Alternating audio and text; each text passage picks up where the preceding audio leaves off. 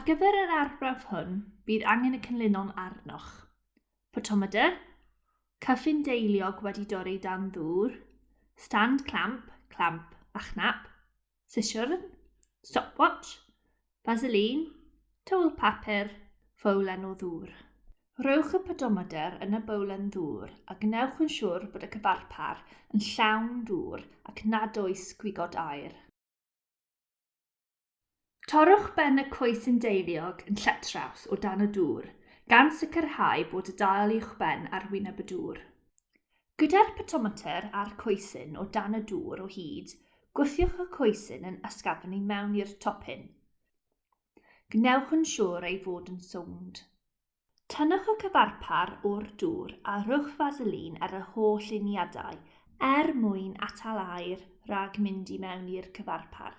Defnyddiwch y tywel papur i rwbio'r dail yn ysgafn mwyn cael gwared ar unrhyw ormodedd dŵr.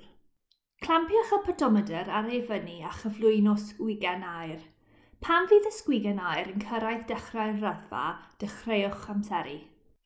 Ar ôl cyfnod penodol o amser, cofnodwch pa mor bell mae'r sgwigen aer wedi teithio ar hyd y raddfa. Ailadroddwch yr arbrawf dwywaith eto.